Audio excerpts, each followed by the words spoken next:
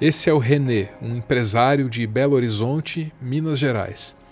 Na manhã do dia 11 de agosto de 2025, ele dirigia pela cidade quando percebeu que um caminhão de lixo estava bloqueando o trânsito. Só isso já foi o suficiente para que ele agisse de maneira descontrolada, berrando e xingando. Os trabalhadores mantiveram a calma e, em instantes, o caminhão de lixo logo deu passagem para o carro de luxo do René. A história poderia ter acabado aí, só que depois de passar pelo caminhão, o René parou o carro e desceu, armado. Descontrolado, ele deixou a arma cair no chão. Nesse momento, os trabalhadores tentaram argumentar, tentaram fazer o René perceber o absurdo e o hediondo do comportamento dele. Mas não adiantou. Eu gritei 2 para 3 vezes para ele dizendo: você vai matar a gente trabalhando? Você vai tirar de nós atrás de um caminhão de lixo que só tem pai de família? Na hora ele fez de novo o saque, deixando o prente cair no chão com a bala, pegando e desestruturado, colocou rápido a bala ali e manuseando a arma, apontou. Na hora que ele apontou, eu falei: cuidado, papacapim, que vai tirar a gente. O primeiro disparo, automaticamente o corpo da gente já pede para correr. Quem vai querer ficar parado com um homem que nem conhece dando tiro? Na hora eu corri, pulei na frente do caminhão e ele disparou primeiro, o papacapim já pegando lixo no passeio, correndo. Ele do nada virou e já disse dessa forma: acertou em mim. Eu já pulando o caminhão, falei com ele: acertou em você. Ele acertou e ali eu ficando ali sem reação, falei: é mentira. Na hora que ele levantou o braço, já tinha um tiro pegado. Eu corri, abracei ele saiu correndo, eu correndo atrás dele, tentando ajudar ele e falando: fica firme, irmão, o Campo está chegando, fica firme. Papacapim é Laudemir de Souza Fernandes. Ele foi levado ao hospital, mas não resistiu. Tinha 44 anos. Deixou a esposa, filhas e todos nós com um sentimento de perplexidade. No local em que o Laudemir morreu, uma homenagem singela foi deixada pelos colegas.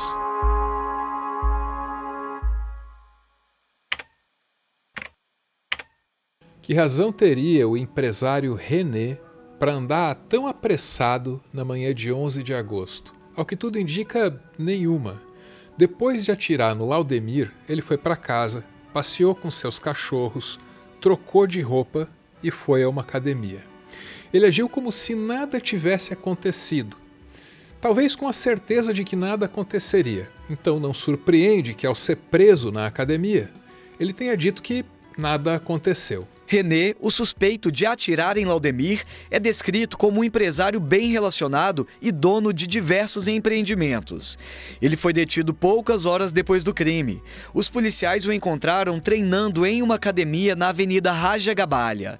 E, segundo testemunhas, ao ser abordado, o empresário disse que não sabia sobre qual crime estava sendo acusado. René foi levado ao Departamento de Investigação de Homicídios e Proteção à Pessoa, o DHPP. Ele chegou ainda com roupa de treino, short e camisa branca, com o rosto coberto por uma blusa e sem algemas nas mãos. O René é casado com uma delegada e, ao que tudo indica, a arma do crime pertencia a ela. René é casado com uma delegada da Polícia Civil de Minas Gerais. A arma utilizada para atirar em Laudemir seria da esposa dele. E o carro que o empresário estava no momento do crime também é registrado em nome da companheira. Até nesse momento das investigações, isso é o que está nos autos, né?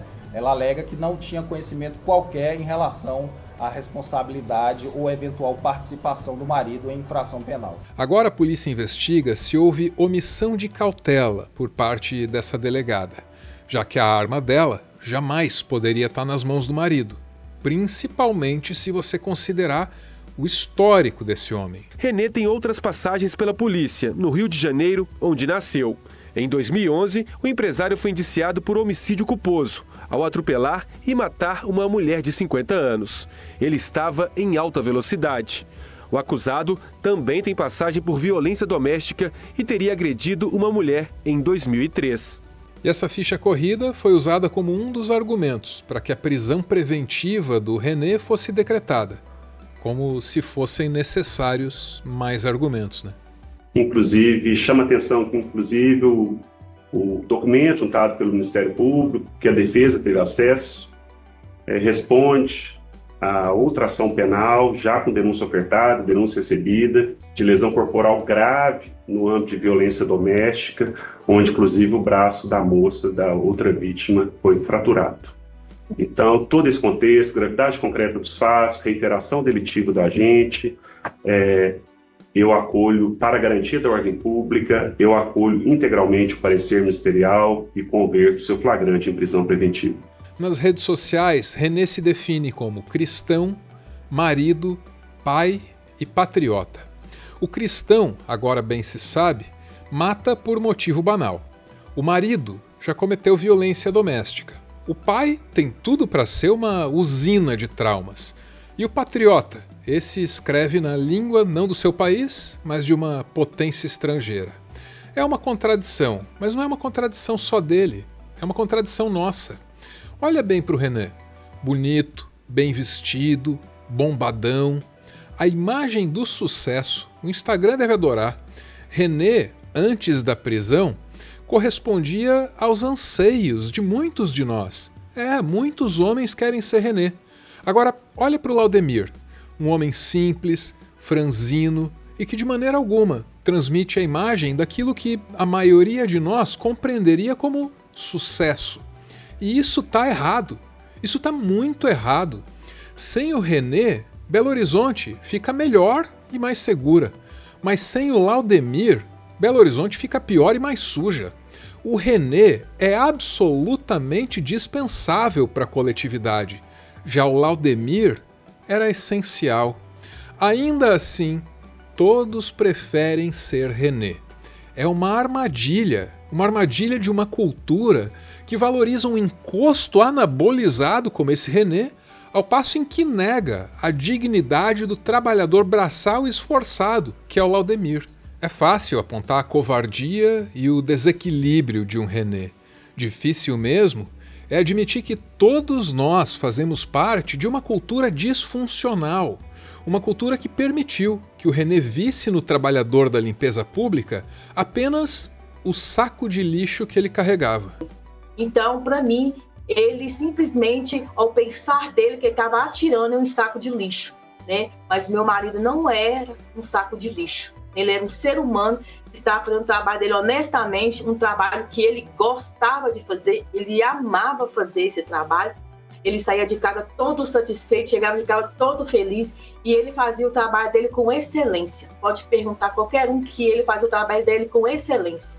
Ao apontar os aspectos culturais e coletivos dessa tragédia, meu objetivo não é isentar o René das suas responsabilidades. Longe disso, René é um risco e não pode ficar solto. Mas sem falar dos aspectos culturais e coletivos dessa história, a gente corre o risco de concluir que o caráter do René é um caso isolado.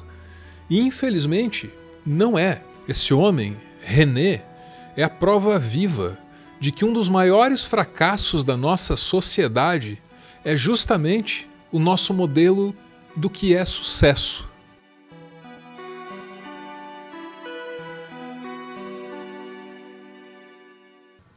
Ponto final em mais um textão e correndo o risco de dar razão a todos aqueles que me consideram sensível demais, às vezes masculino de menos, coisa que eu leio aí de quando em quando.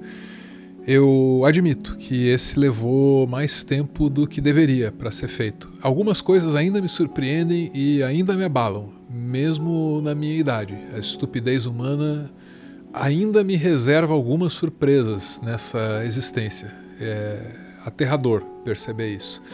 Como sempre, o final do vídeo é proporcionado pelos apoiadores desse canal, que se reúnem num grupo lá no Telegram e aí mandam áudios. É o PS do nosso textão, que vai abordar aqui alguns aspectos dessa história que ficaram de fora do meu texto inicial. A gente precisa falar sobre armas. As armas não servem para proteger ninguém. As armas servem para matar. Vários estudos científicos já mostraram que em casas que têm mais armas, há muito mais mortes. Sejam mortes por assassinato, acidente ou a pessoa tirando a própria vida em um momento de desespero. Armas servem para matar. a pessoa armada. E a gente lembra, né? Um povo armado jamais será escravizado. Não, um povo armado se mata. Mata e se mata. É muito reflexo da nossa tradição escravagista olhar prestadores de serviço, ainda mais que trabalham com limpeza, como se fosse nada, como se fosse, né, seres descartáveis. E eu acho que é bem representativo, sabe? Eu acho que é por isso que é tão dolorido, por isso que chama tanta atenção desse cara que já tinha um passado violento, mas era considerado o CEO, o cidadão modelo, enquanto o cara que é um trabalhador, que está ali todo dia fazendo às vezes turnos de 12 horas, trabalhando a exaustão, é visto como lixo, né? Então, mais um dia para a gente refletir sobre o que a gente é e, né, tentar digerir um pouco mais essa brutalidade toda. Aí nós vimos frente a frente os dois Brasis em que vivemos, né? A história das duas famílias, do Gari e desse grande valentão aí, o patriota. Covardão, né? Agora vai pra cadeia. Vamos ver se ele vai manter a coragem lá dentro. Eu sou um homem branco, não sei, provavelmente graduado, eu tenho uma posição social que me favorece. E é o legítimo cidadão de bem, que eles falam, né? O patriota, cidadão de bem, forte, corajoso, né? E tal. Cristão. É uma revolta muito grande, porque a gente fica até confuso no que sentir primeiro, né? Porque exige de nós o máximo da nossa emoção para apoiar a vítima se ela sobrevive, ou a família da vítima se infelizmente ela nos deixa, como foi o caso do Laudemir, como ao mesmo tempo dá vontade de resolver da mesma maneira como os agressores fizeram, mas será que isso nos torna melhores? Não tem espaço para raiva, né, para ressentimento no coração nesse momento? Tem não. Só quero que faça justiça. Só isso. Muito obrigado, viu? Meus sentimentos mais uma vez. Força para você, tá? Ô Liliane, vamos falar aqui sobre um outro detalhe aí da história. Eu sei que vocês estavam cheios de planos e tinha uma viagem também. Qual que era o significado dessa viagem? O que ele queria conhecer que o Laudemir até hoje não realizou? Ele queria ir para a praia. Não conhecia o mar? Não conhecia o mar. Ele trabalhou perto do mar, mas ele não chegou a ir ao mar, né? E a gente estava planejando para ir conhecer. O que me traz a triste conclusão é que a sociedade está regredindo. E, infelizmente, aqueles que são mais atingidos de forma brutal, mortal, são aqueles considerados invisíveis da sociedade, né? Os pretos, os pobres. Esses trabalhadores considerados muito humildes, né, de profissões consideradas desqualificadas, eles acabam sendo coisificados. Um processo muito perverso e triste, né? A coisificação é a desumanização dos tempos modernos. Ela não é mais uma desumanização em que tu transformou aquela pessoa num bicho ou alguma coisa. Não, tu transformou num objeto descartável, em algo que no máximo esteja montando a paisagem. É maluco isso. Por que ele fez esse disparo sem reação nossa? Ninguém ofendeu. Não houve briga, não houve nada. Que a pergunta que soa é: o que vale a nossa vida? Muito obrigado por ficar comigo até aqui, esse sim, o final do vídeo, né? E muito obrigado também pela disposição, pela coragem, pela energia de direcionar o seu olhar mesmo para aquilo que há de mais feio na nossa realidade. Se a gente tem, de fato, a disposição de compreender o mundo que a gente habita, né, não tem outro jeito. A gente tem que olhar para essas coisas e tem que ter a disposição de perceber quem somos e onde estamos nesse cenário. Qual é o nosso papel em tudo isso? É por isso que eu fiz questão de apontar aqui o aspecto cultural e coletivo dessa tragédia, que de alguma maneira afeta todos nós. Valeu!